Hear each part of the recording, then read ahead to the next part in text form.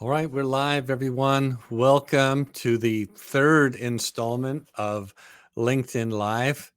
I'm going to be showing up every Friday at the same time, 1 o'clock Eastern, to offer some free training, some great advice on how to sell more product. We're going to give it just a few minutes for some more people to arrive. Anytime you want to say hello in the comments, tell us where you're coming in from, feel free to do that. I can see the comments, so I'll keep an eye out for them. Uh, this week's talk is all about designing a modern sales team. I'm very excited about this topic. It's fairly revolutionary for a lot of people because I see wine and spirits companies structuring their sales team pretty much the same way they did for the last 2 or 3 decades. Not a lot of innovation. Now, there are certainly some exceptions for sure. But I'm hoping that what you hear today will prompt you to want to take a hard look at what you're doing now and maybe do something a little differently. We're going to talk about what roles you need, how many people you should have, what skills are required, and even get into a little bit of compensation. If you don't know me, I'm Ben Salisbury. I am the president and founder of the Salisbury Creative Group. This I took right off of our website. You could go there, salisburycreative.com, and check out all the things that we do. This is just a short list of our areas of expertise. And today I'm really zeroing in on sales team design and sales team effectiveness. So that is really a key component of accelerating your sales. 2 weeks ago, if you missed the last 2 weeks, you can still find the recording of these sessions either on LinkedIn. You can search my profile and find them on LinkedIn, or you can go to my YouTube channel. Both of these videos are there on the YouTube channel. So 2 weeks ago, we talked about how to target accounts, how to find them, how to research them, the richest targets in any market. We've had over 600 people view that video. It was very popular. And then last week, we talked about how to sell to these key accounts. We talked about a modern sales approach, which was shifting away from transactional selling into more of a relationship-driven, customer-focused way of selling. So definitely go check those 2 videos out if you have time and interest in them. And while we're waiting just 1 more minute for a few more people to pile into the LinkedIn Live event, if you haven't already signed up to be on the wait list of our Wine Sales Stimulator, this is our new comprehensive learning environment that's done in a group environment. We cover 12 different topics, pretty much everything you could ever need to sell more wine and spirits you're going to get by being a member of this group. We're going to be launching it in probably the first week of May, but you want to get on the list. So go to winesalestimulator.com to get on the wait list. No purchase necessary. So today we're going to talk about sales teams, structuring a modern sales team. But first, let's talk about what do we mean by modern? You know, why is there a need for a modern sales team? What's different now than we had 5-6 years ago? Well, here are the 4 main points of this. First of all, there's just way too many brands. I mean, way too many. Check out this infographic from VinePair, which just came out in the last couple of months. It shows how many wineries there are per state. Look, Texas has more than 900 wineries now. There are more than 16,000 wineries in the U.S. It does not count all of the imports. It's just insane how many more wines there are for sale. And the same problem with the spirits. There are twice as many craft distilleries now as there were 5 or 6 years ago, and it's growing all the time. At the same time, we've got far fewer distributors. There used to be more than 3,000 distributors in the U.S. in, call it 2015, and now there are less than 700, and it's shrinking and consolidating all the time. This has set up an unworkable ratio of distributors to brands that just makes life so much different than it ever was before. So you need a modern approach. You need to adjust to the new environment. One of the keys here is you've got to have this mantra. If it's important to you, you're going to have to do it yourself. Now, I'm not saying distributors can't do anything or shouldn't do anything. Of course they should. I'm saying that if it's really important to you to get into a certain chain or to get into a certain account or to grow your distribution of a particular SKU, you're going to have to do most of that yourself. And that is a fact. It's an absolute fact. It's not an opinion. You probably are already feeling some of this yourself. The distributor's capability to do stuff for you is being diminished. It's not a function of will or desire. It's just a very overwhelmed. Small distributors, medium distributors, large distributors, they all have the same problem. There's a ratio of brands to sell and the number of people to sell them. One other thing about a modern sales team that you need to know about is the ability to do more with less. You're going to have to do a lot more with less. And I'm going to show you exactly how to do that today. So hang on to your seatbelts. Now, the key to doing more with less is all about, whoops, I went too fast. It's all about leveraging technology. And this is where the term modern really comes home to roost, because unless you're mastering all the new technology that's hurtling towards us, you're not going to be as effective as you could be. Let's talk about what some of this looks like. If you're a follower of the trade press, if you're getting Mark Brown or you're looking at Shanken News or you're just following along with what's happening, you can hardly open up a day's worth of trade press and not see something to do with technology. This past week, LibDib announced an enriched partnership with RNDC for the state of Texas. Definitely go check that out. Big news there. All the big distributors are getting into the game. There's investment money pouring into this space like nobody's business. For example, Uber's $1.1 billion acquisition of Drizzly, Provi and 750 joining forces. It's a lot to keep track of. And I have other resources that go into this whole issue of how to wrestle with this technology, but this is part of the modern sales team. A modern salesperson must be well-versed in all of these strategies: CRM, email marketing at scale, lead generation. All of these things have to be taken into factor when you're looking for talent. So how does all of this affect your sales team? Well, quite simply, it's this shifting of who's responsible for building new distribution. I started working for a distributor selling wine and spirits on the street in Houston in 1984. And in those days, it was pretty much the burden of the distributor to go out and build new distribution and sell for their suppliers. We were incentivized handsomely to do so. We were trained to do so. We did that. But this ratio of distributors to suppliers has caused a shift. And the big shift is suppliers have to do more of this themselves by necessity. It's just a fact, and there's really no way around it. Now, what's interesting about this chart is the larger you are as a supplier, the more you can live on the left side of this chart. The smaller you are as a supplier, I hate to say it, but you're pretty much on your own. That's a reality, and the sooner you accept it and the sooner you adjust your sales team strategy to it, you're going to be a lot more successful. The fact is that, so this is really fascinating. I'm going to camp out on this slide for just a minute, okay? And this was taken right out of 750. I studied what was going on in the state of Texas, so this is Texas only, for RNDC for spirit suppliers. One of my distillery clients came to me and said, I can't seem to get my distributor to do anything for me. And I'm like, well, there's a pretty good reason for it. I mean, they've just got a lot on their plate. It's not that they don't want to. So walk through some of these numbers with me.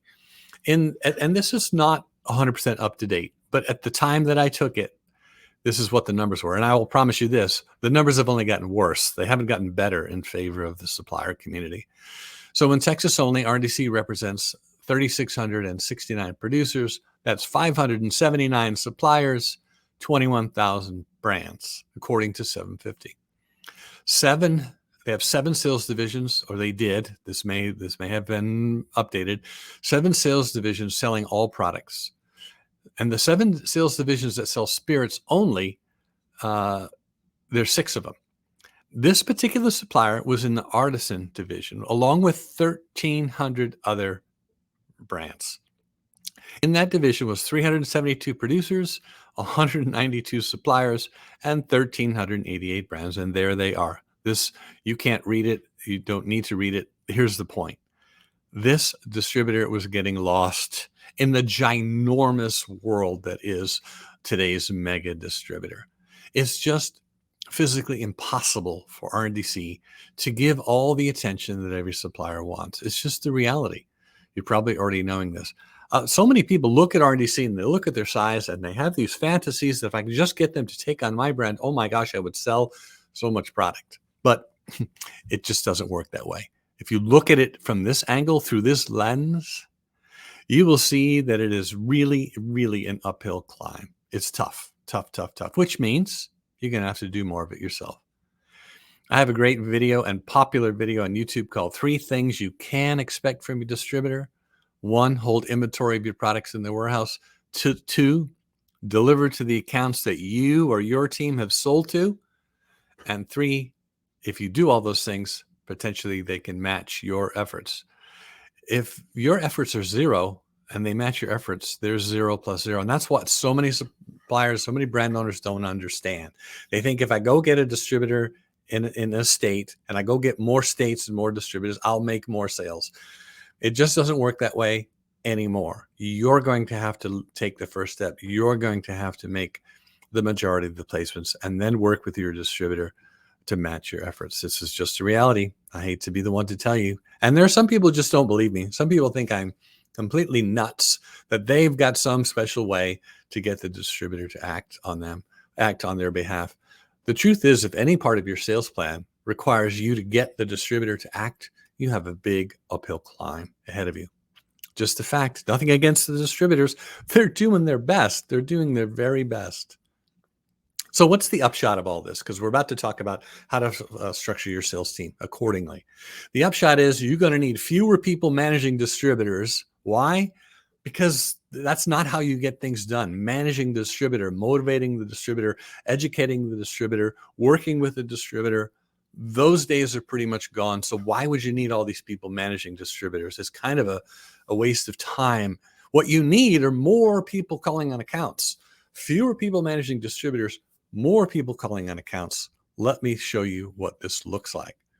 I submit to you there's 2 basic roles in the modern sales team. Now, there's variants of each, but these are the 2 broad piles, the 2 broad categories of salesperson type. On the left, you have sales execution.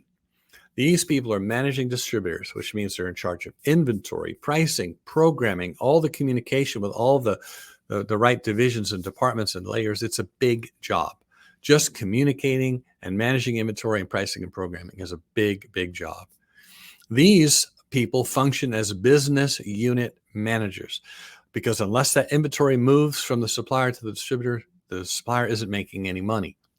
It's a big job, but it's a very distinct and separate job from the other role type, which I call the business development type. Now, this is somebody personally selling to major accounts. They might be chains, they might be national chains, they might be regional chains, they might be key independent accounts, on-premise, off-premise. The idea is you're going to have to make those sales calls yourself. You're going to have to put together a target list, start researching them, find out who's who, start to build relationships and rapport with the buyers, and make the sales yourself. Of course, you'll keep the distributor abreast of what you're doing every step of the way. That's just smart partnership. But you have to have people, your own people, who are doing this.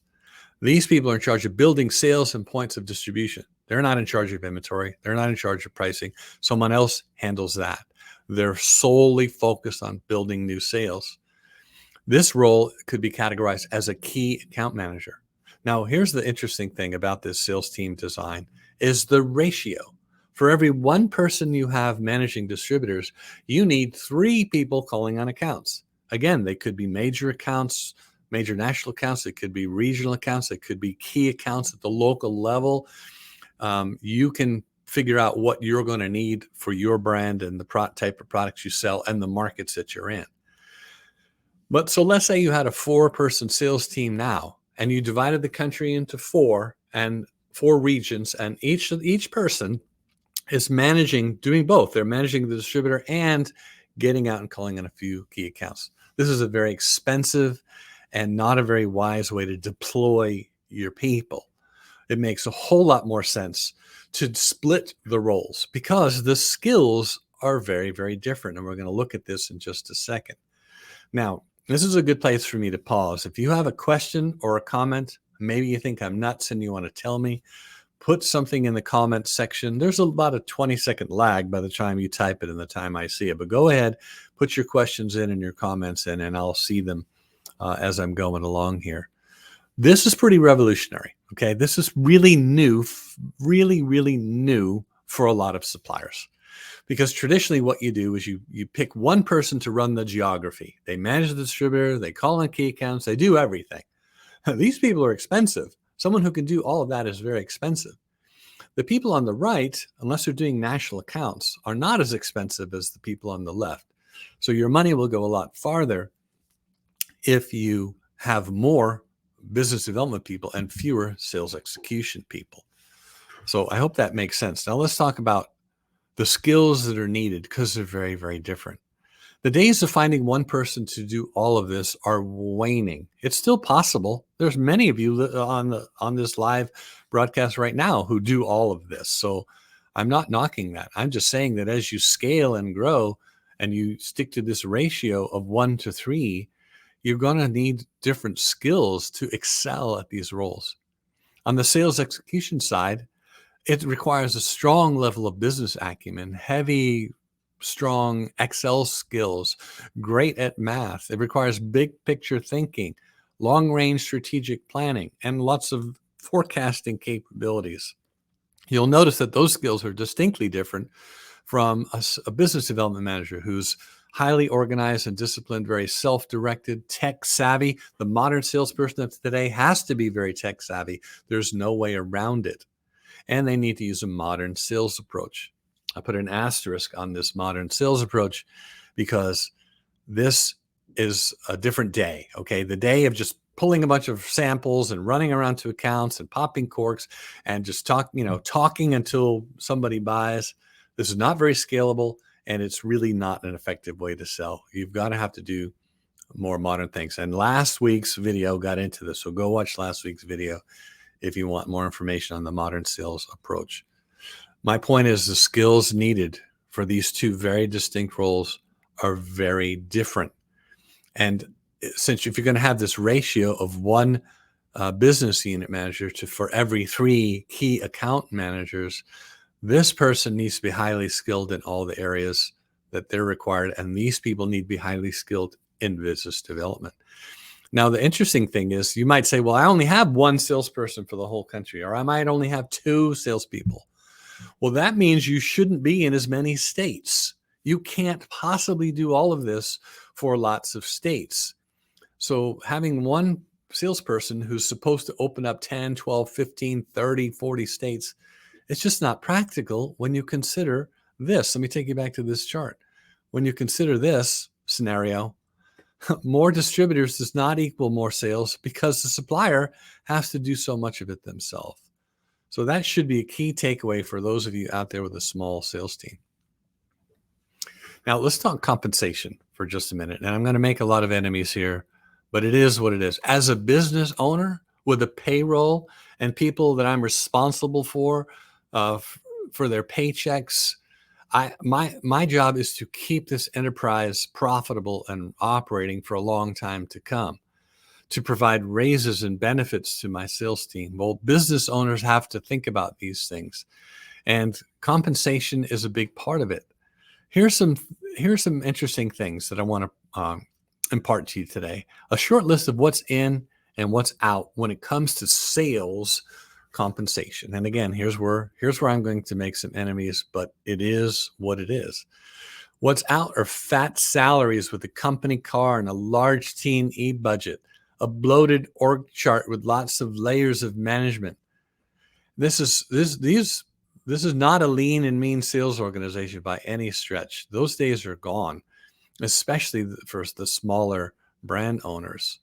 What's also out is confusing activity with achievement. People being busy, they're traveling here, they're traveling there, they're always in a meeting, they're always on the phone. That doesn't mean squat if the sales numbers aren't getting met. That's why CRM is so important, to separate the activity from actual results. Now, when it comes to compensation and what's in, At-risk compensation based on performance. So a smaller salary, but a much larger bonus potential based on actual sales results. This is the key to be able to put more feet on the street. Those people should be well paid, but they're only well paid when they perform, when they deliver on the number. This is the way to structure compensation for a modern sales team. Also, what's in is efficient and effective use of company resources. We're talking time, money, and people power. It must be effective and efficient. Otherwise, you're just blowing large wads of cash out the door. You don't need a heavily layered sales organization. You just need a flat organization like the one I just showed you. For every one business unit manager, you've got 3 key account or business development people. That's how you scale according to that ratio. You don't need a lot of different layers of people managing people who manage people. Even in large organizations, there's just way too much fat in the middle of the org chart. And just because you have the budget for it doesn't mean it's a smart thing to do from a business standpoint.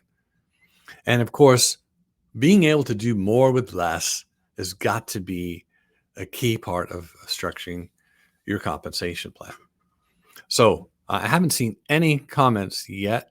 If you have a comment or a question, go ahead and put it in the comments. I will take those questions as they come.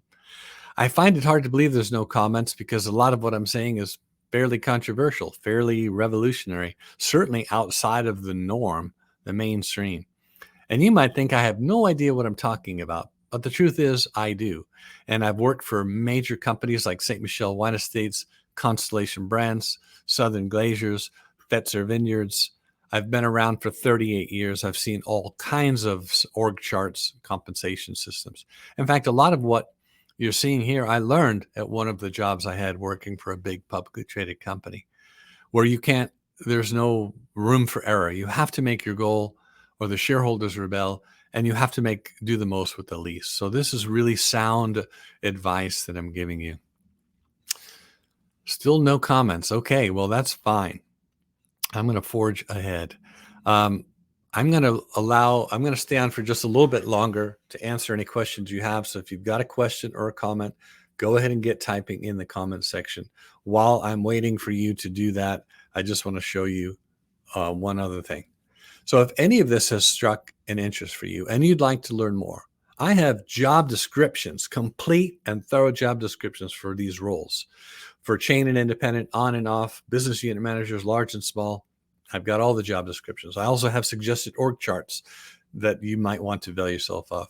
I also have a ton of training on how to train your sales team for maximum effectiveness and lots of resources on selecting and hiring talented salespeople. So if you're interested in this and you want more, get on the wait list for the Wine Sales Stimulator. This is my new group coaching and training program. It's the industry's only comprehensive learning environment. It has everything you need to take your sales to the next level. So go to winesalesstimulator.com and get on that wait list. So I see we do have a question here from Dean. Thank you, Dean. How would you convince ownership to forward invest in key account roles? That is a great question. You have to spend money on sales and marketing. You absolutely have to. And a good rule of thumb is take what revenue you want to achieve. Let's say you want to achieve $1 million a year in revenue. You need to be spending between 7 and 10% of that on sales and marketing. And really, most of that should be going towards the sales end of things. It just depends on your company and your category and how big you are, et cetera. But you can convince your ownership that they need to invest in key account roles. But to do that, you've got to camp out on this slide. Let me go back here. You've got to camp out on this slide and this slide with them. They have to see. Because I'll tell you what you see a lot, Dean, is people think, well, we've got distributors. That's the distributor's job. That's what the distributors are for. That's why we have 10 distributors in 10 states. If you cling to that belief that the distributor is the key to making more sales, you're just going to be set up for failure. So the work you have, Dean, to convince your ownership to invest in key account roles is to get them to accept the new reality that responsibility for building sales and distribution now falls to the supplier. And the smaller you are, the more you need to do it yourself. And then show them this slide of what you're up against. And the ratio looks just the same for the tiniest distributor out there. So you do need to be able to make a business case, but so much of your business case rests on accepting the new reality. Too many suppliers, too few distributors. And let me take you back to this. Whoops, I went past it. Hold on. You need fewer people managing distributors and more people calling on accounts. So the key accounts, whether they're chains, national chains, regional chains, independents. So I hope that helped, Dean. If not, elaborate or ask another question. But this is a great question. Santiago asks, what are some KPIs for business development individuals for a small winery importer? This is a great question. So obviously depletions is an important part, but not just depletions for the whole market, depletions against the target accounts. I would want to know where the 80-20 rule is real. So what are the 20% of the accounts that are driving 80% of the volume in the market? And how are we doing in those 20%? So the KPI is, what do our depletions look like in the 20% of the target accounts that are driving 80% of the volume? Accounts sold is another good metrics, but it's a little bit deceiving because not all accounts are equal. So once again, I'll measure accounts sold inside the target universe. I don't care how many total accounts are buying the product. I want to know how many total accounts are buying of the ones that matter. Those are very, very important distinctions when you put together your KPIs. And then, yes, pods, points of distribution are very important. But there's a couple of other KPIs I want you to take a look at. One is sales per point of distribution, also known as velocity, because you want your velocity, the sales per account, to always be going up. And you can have set goals for this too. But to do the most with the least, you don't need more accounts. What you need is more distribution in the accounts that matter. So that's an important one, measuring velocity. And one other very modern metric is retention. You have to watch for churn. You have to watch very carefully for what we call one and done, where an account brings in the product one time and then they never reorder. This is not good for brand building. So you must be able to measure, Santiago, you must be able to measure retention. How many accounts do we have that consistently buy on a regular basis? So depletions against target accounts, points of distribution against target accounts, accounts sold against target accounts, velocity and retention. Those are 5 great KPIs. And of course, revenue. Yes, revenue, of course. Jamie asked, can we get a copy of this deck? I can do better than that. I'm going to give you a copy of the video. And now, if that's not enough, I mean, if you just like, maybe you want to use these slides in a presentation internally. Okay. I see what you're saying. Yeah. So do this. Get on my wait list. Go to winesalessimulator.com, get on the wait list, and send me an email saying, I want the slides to your presentation. So I would be happy to do that. I think it's almost like a public service. This is why I'm doing this live and for free and public. Our industry really needs this. There aren't a lot of people talking about this kind of stuff. So Jamie, thanks for convincing me. Yeah, I'm just going to share this slide deck. So if you get on my email list, I'll know to send these to you. Well, those are some great questions. I'm kind of coming to the end here. So if you've got another question, get it typed in fast. If you learned something from this presentation today, I would love to hear that too. And as always, I'm interested in knowing from the audience, what other topics would you like more information about? I'm showing up here every single Friday at 1 o'clock Eastern. I've got some upcoming lessons planned out, but none of it is set in stone. So if there's something you want to learn more about, let me take you back to this slide here. If there's something more you want to learn about, just fire away. You can either stick it in the chat, in the questions right now, in the comment section now, or you can send me an email. But these are some of the topics that we're able to speak about. So the link to the video is going to be available right here on LinkedIn. It's also going to be on my YouTube channel. I want to thank everyone for tuning in today. If you want more of this, show up every Friday. If you can't show up on certain Fridays, I'm recording all of them, so you'll be able to access all the recordings. Thank you, everyone. Appreciate your time and attention.